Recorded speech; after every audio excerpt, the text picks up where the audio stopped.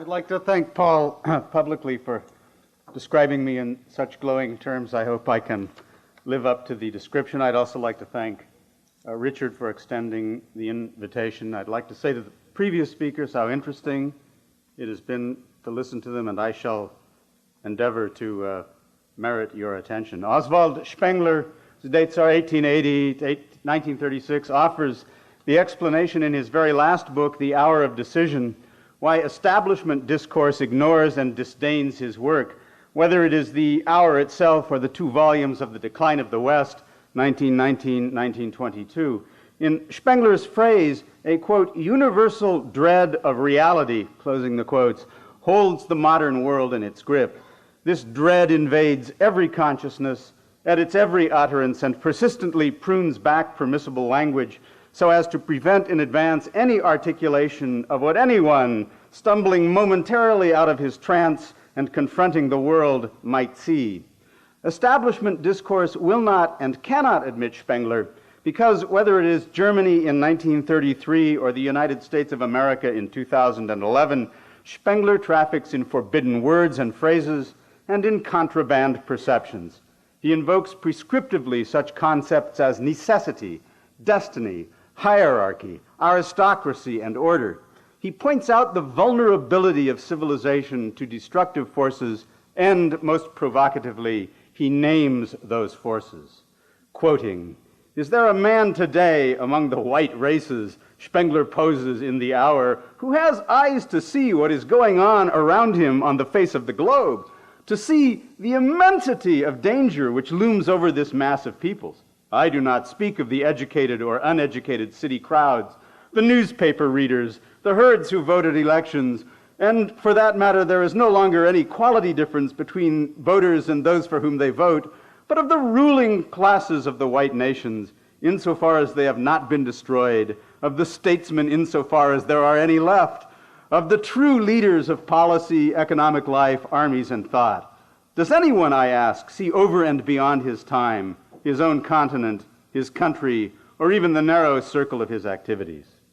In the spiritual weakness of the late man of the higher civilizations," Spengler continues, "reality is no longer to be born, while in order not to see actual conditions, the wish picture of the future is set in place of facts, although fate has never taken any notice of human fancies. The Hour calls on the familiar image of the ostrich to characterize the fact-obliviousness of the modern liberal mentality. Like Friedrich Nietzsche, whose successor he was more than any other, Spengler derives the pathological escapism of his age from the seemingly cool attitudes of the Enlightenment, about whose fatuousness he can hardly say enough. Spengler defines the Enlightenment's much vaunted rationalism as nothing less than, quote, the arrogance of the urban intellect, which, detached from its roots and no longer guided by strong instinct, looks down in contempt on the full-blooded thinking of the past. A type of bloodless thinking takes hold in the West in the 18th century. The liberal outlook, Spengler writes, is obsessed by concepts, the new gods of the age, and it exercises its wits on the world as it sees it.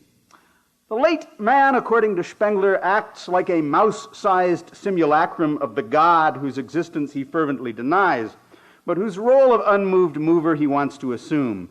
Guided by his theories, the late man, as liberal, tinkers persistently with the social and moral universes, while granting no possibility of unforeseen or untoward consequence.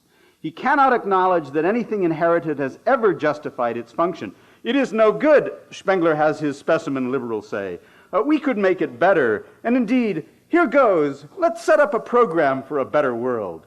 In Spengler's judgment, the children's land of do-nothing ranks in insipidity with the world peace movement and the workers' paradise.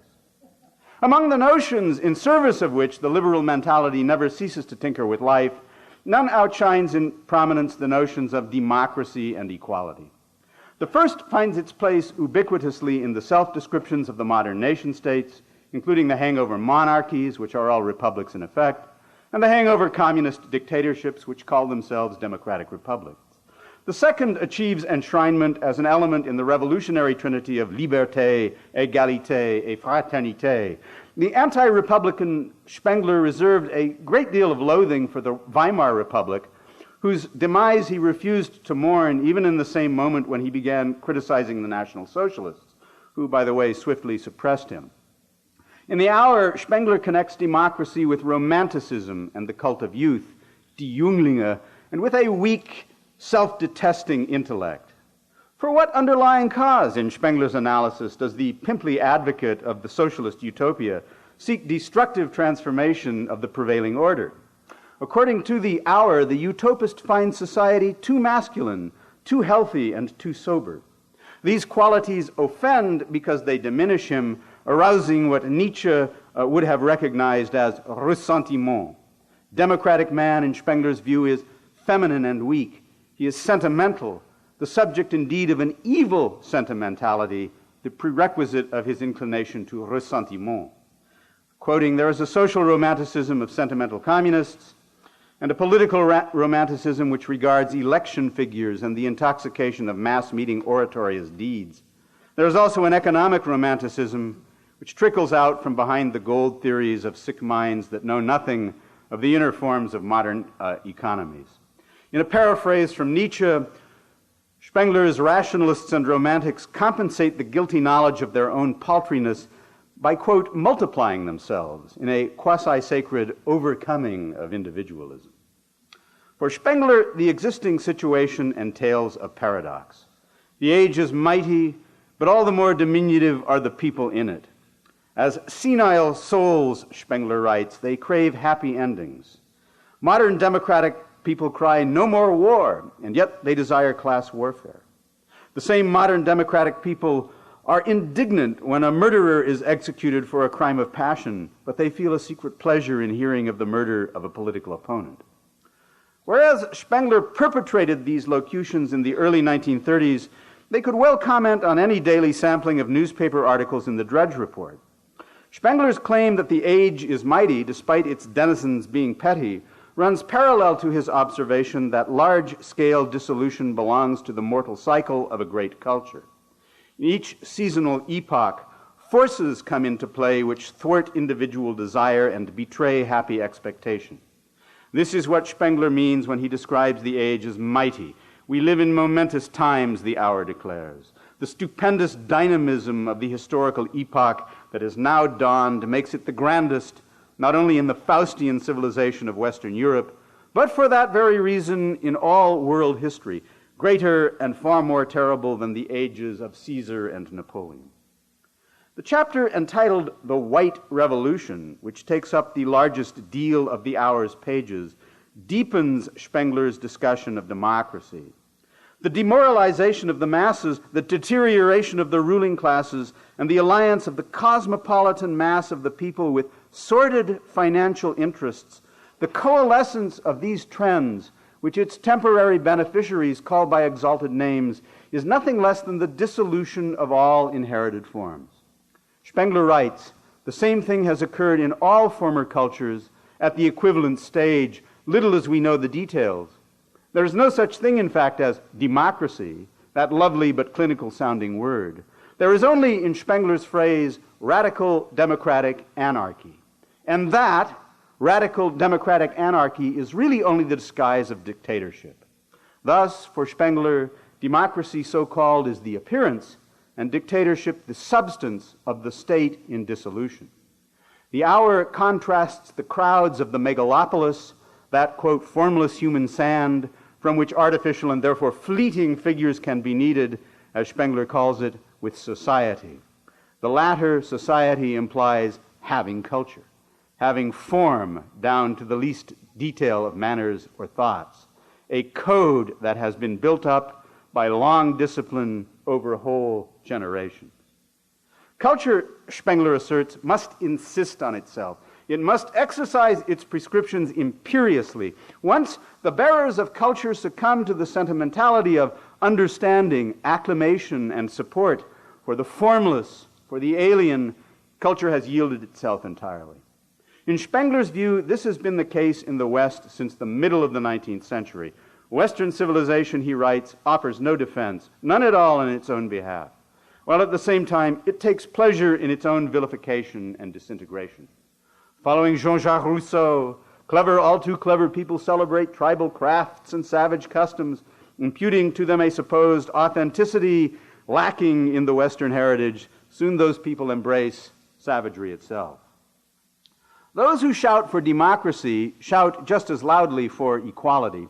They are indeed fixated, vehemently fixated on equality.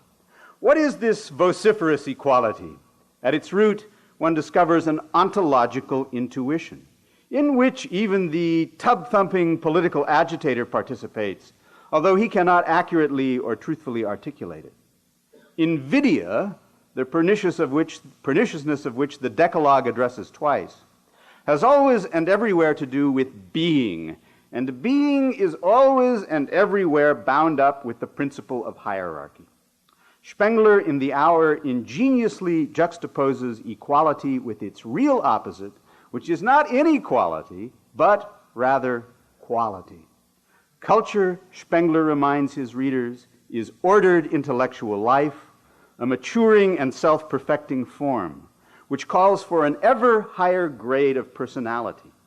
In light of the definition, Spengler remarks how in Proletarian Sloganeering, quote, the fact that all men work, and moreover that others, the inventor, the engineer, the organizer, do more and more important work is forgotten.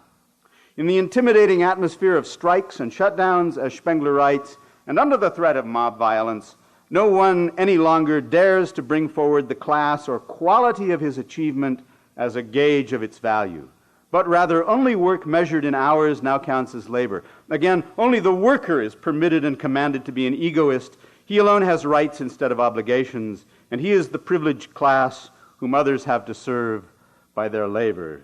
Do I have a couple more minutes, Richard? Yes. Okay, good. The mass, working through or for its demagogic leadership, coerces these gestures to assuage its secret, inchoate knowledge that quality persists even where the law bans it and public opinion rebukes it, and that the vaunted égalité of all Jacobins then and now, being no more than denial and negation, would mean nothing without reference to its opposite. Once the mass begins to lose faith in the flattering charade, however, a new impulse shows itself. Ressentiment, Spengler argues, must by its internal logic, the insidious logic of its lies, its self-deception, transform itself into nihilism. Now, nihilists never call themselves that. Doing so would give the game away. Nihilists call themselves soldiers of liberty or liberation or occupiers of this or that. Here, Spengler writes, the word liberty takes on the bloody significance that it has in the declining ages. In the case of liberty, the familiar ressentiment once more kicks its spurs against being. Just as society exists on the basis of quality rather than equality, so too society necessarily, quote, rests upon the inequality of men, strong natures, weak natures, natures born to lead or not, creative and untalented, honorable, lazy, ambitious, and placid natures. It is precisely through creating the hierarchies that societies come to terms with natural differences in the human substance. But the adjustments necessary to the result require centuries and millennia to refine. To the unformed subject, once the harangue about universal rights and equal rights has roused his jealousy, the same refinement appears, or rather it can be made to appear, as arbitrariness and constraint. Thus, putting one moment of Spengler's text in communication with another, the bloodless ideas of the Enlightenment lead to insurrectionary bloodthirstiness and the program of annihilation of the modern revolutionary period. Spengler argues for form, his term as identical with life, from which identification follows the kernel of his analysis. It is a piece of stupidity, as Spengler writes, to want to substitute something else for the social structure that has grown up through the centuries and is fortified by tradition, because there is no substituting anything else for life, and after life, there is only death. That, might be a convenient place to stop, Richard, and that'll give you time actually to say something. Thank you very much for your attention.